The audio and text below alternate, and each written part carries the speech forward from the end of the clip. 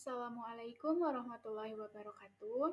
Perkenalkan, saya Nurapa Hermawati dari jurusan Teknologi Industri Pertanian angkatan 2023 dengan NPM 2403102300001. Sebelumnya saya ucapkan terima kasih kepada Pak Dwi sebagai dosen pengampu mata kuliah gambar teknik, skema, dan model, kemudian kepada mentor yang telah membantu saya dalam menyelesaikan pembuatan SOP ini. Di sini saya akan menjelaskan mengenai proses perbaikan SOP UKM pada warung seha dengan owner-nya yaitu Ibu Amel selaku owner dari warung seha ini.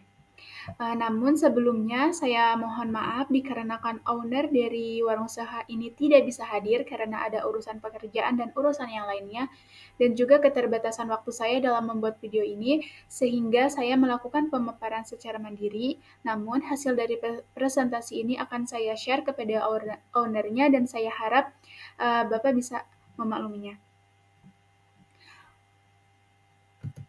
Selanjutnya yaitu di sini ada profil usaha UKM.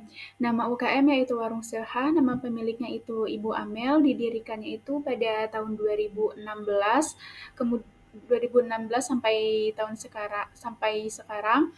Tapi pada tahun 2017 itu sempat tutup terlebih dahulu dan buka pada tahun 2019. Jumlah pegawai beserta ownernya berjumlah 8 orang dengan lokasi usaha itu di Kecamatan Leles, Kabupaten Garut. Selanjutnya ada tujuan dari dibuatnya SOP pada UKM Warung Usaha ini yaitu untuk mendapatkan karyawan yang sesuai dengan kriteria dan bisa bertanggung jawab terhadap pekerjaan, meningkatkan keamanan dan kenyamanan ketika melaksanakan proses operasional di warung usaha, serta meningkatkan kinerja seluruh pihak yang terlibat pada UKM supaya bisa mengembangkan UKM dengan baik dan lebih terstruktur lagi. Ruang lingkup dari SOP pada UKM Warung Seblak ini bisa digunakan oleh seluruh UKM yang bergerak di bidang kuliner, fashion, dan jasa, ataupun bidang lainnya yang lebih relevan.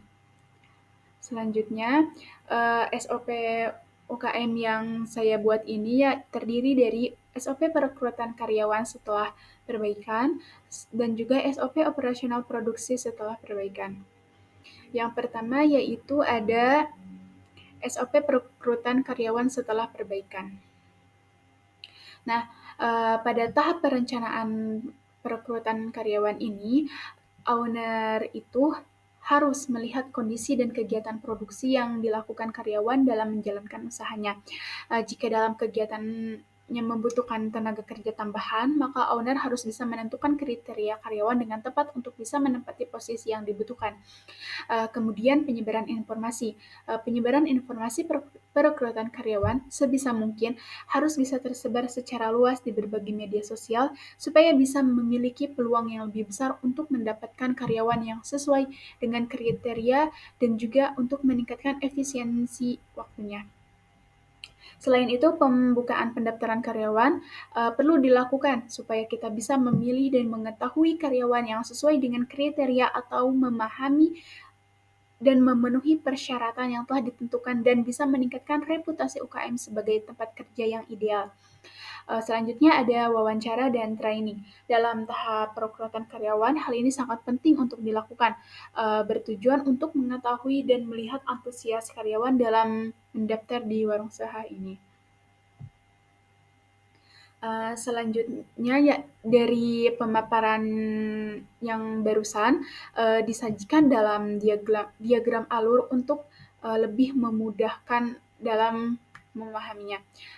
Tahap pertama yaitu perencanaan dan perekrutan oleh owner. Kemudian owner juga memposting informasi di media sosialnya, kemudian memerintahkan kepada karyawan untuk memposting di media sosialnya masing-masing dengan tujuan supaya SOP tersebut bisa tersebar secara meluas lagi. Kemudian dari hasil postingan tersebut pastinya mungkin ada orang yang melakukan pelamaran pekerjaan pada dalam informasi yang terkandung dalam media sosial yang telah disebarkan tersebut. Kemudian calon karyawan ini akan melakukan pelamaran pekerjaan Kemudian di sini owner juga melakukan penyeleksian berkas calon karyawan yang sesuai dengan informasi yang telah disampaikan sebelumnya. Kemudian di sini juga owner masih berperan dalam penyeleksian calon karyawan. Setelah memperoleh hasil penyeleksian tersebut, setelah menemukan kandidat yang sesuai dengan kriteria yang dibutuhkan, kemudian dilakukan pengumuman kelolosan. Yang kemudian tahap selanjutnya dilakukan pada proses wawancara. Wawancara ini itu bertujuan untuk melihat antusias karyawan dalam melamar kerjanya itu seperti apa, dan dalam wawancara ini juga harus dilakukan komitmen antara calon karyawan dengan owner terhadap tanggung jawab yang nantinya akan diberikan kepada uh, calon karyawan ini. Setelah itu dilakukan training kerja. Ini itu biasanya dilakukan selama 1 minggu. Nah, selanjutnya setelah training kerja dilakukan, uh, owner akan menghubungi karyawan yang lolos, dan kemudian calon karyawan bisa mulai langsung bekerja dan bisa menjadi karyawan di warung sehat ini. Selanjutnya yaitu ada SOP operasional produksi setelah perbaikan. Yang dimana pada tahap ini itu ada beberapa peran utama dari beberapa pihak, yaitu ada sebagai karyawan shift pagi, customer, kasir, koki, waiters, dan karyawan shift siang. Ini hanya karyawan shift pagi sama shift siang itu hanya berbeda dari pembagian waktunya saja. Kalau shift pagi itu mulai bekerja pada pukul 7, melakukan opening, kemudian mengecek kelengkapan kebersihan dan kerapihan tempat usaha. Ini bisa dilihat nanti dari deskripsi ini. Kemudian setelah itu customer melakukan pemesanan dengan mengambil tiket yang telah disediakan dan yang lainnya, terus kemudian memilih varian seblak yang sesuai dengan keinginannya itu mau seperti apa, dan di sini juga langsung melakukan pembayaran dan di sini akan diterima oleh kasir yang akan menerima pembayaran. Kemudian setelah melakukan pembayaran, uh, uh, customer itu akan menyimpan pesanan tersebut di depan meja masak koki yang telah disediakan dan menunggu pesanan. Jika makan di tempat, di sini ada beberapa opsi ya. Jika makan di tempat, maka owner itu harus langsung menempati meja makan yang telah disediakan di dalam ruangan. Namun ketika maksudnya ini itu customer langsung menempati meja makan.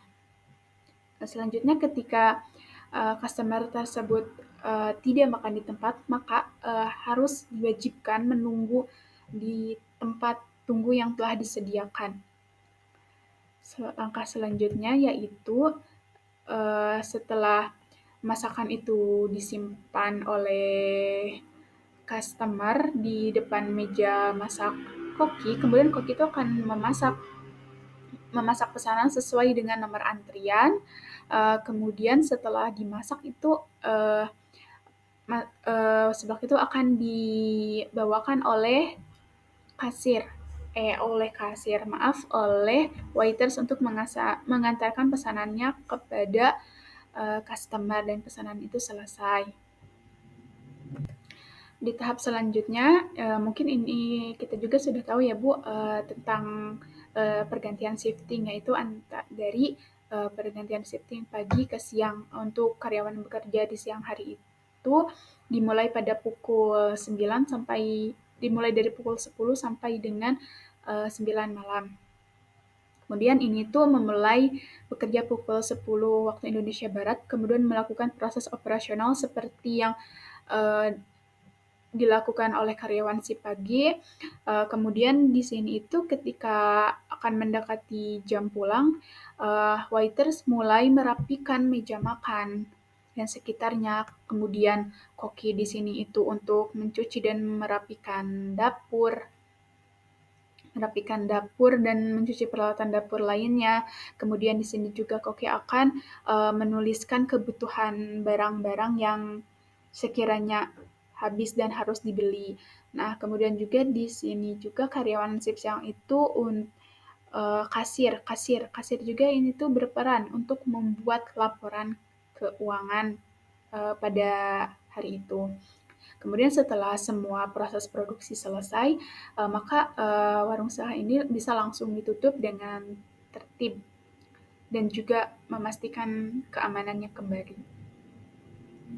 Selanjutnya yaitu dari pemaparan tersebut, pada tahap operasional produksi warung setelah dilakukan perbaikan SOP, sebenarnya pada bagian pembayaran dilakukan setelah konsumen menyerahkan varian menu yang dipilih untuk dimasak oleh koki. Hal ini bertujuan untuk meningkatkan ketepatan jumlah seblak yang harus dibayar dan sesuai dengan jumlah harga seblak yang akan dimasak koki. Kemudian posisi konsumen yang menunggu pesanan hanya dilakukan di tempat tunggu yang tidak menghalangi mobilisasi konsumen yang akan melakukan pemesanan. Hal ini itu bertujuan untuk menciptakan dan meningkatkan keamanan dan kenyamanan bersama. Selanjutnya, ada implementasi SOP warung usaha ini dilakukan dengan melakukan sosialisasi dengan seluruh karyawan dengan memaparkan SOP baru yang telah dibuat serta membuat komitmen dengan seluruh karyawan untuk bisa mematuhi SOP yang telah dibuat. Selanjutnya, menyediakan seluruh sumber daya yang diperlukan untuk mengimplementasikan SOP baru seperti alat, bahan, dan personel dengan tetap memperhatikan kondisi UKM. Selanjutnya, menerapkan SOP yang telah dibuat oleh seluruh karyawan maupun customer, kemudian melakukan pemantauan dan evaluasi untuk menilai seberapa baik sih SOP yang telah diperbaiki dan dapat membantu permasalahan UKM tersebut. Pemantauan dan evaluasi ini harus dilakukan secara berkala supaya bisa mengetahui perkembangannya.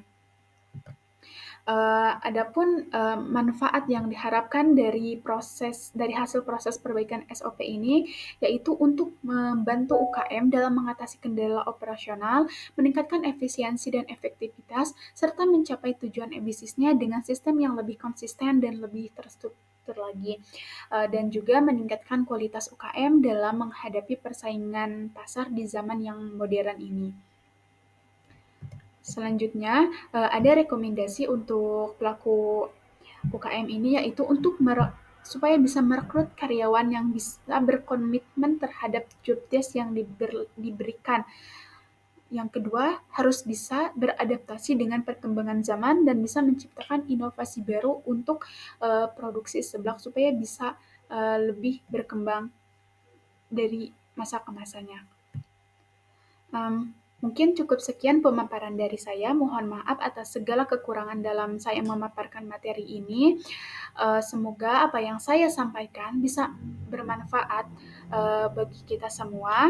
Yang baik, ambil yang baik dan buang yang buruk. Wassalamualaikum warahmatullahi wabarakatuh.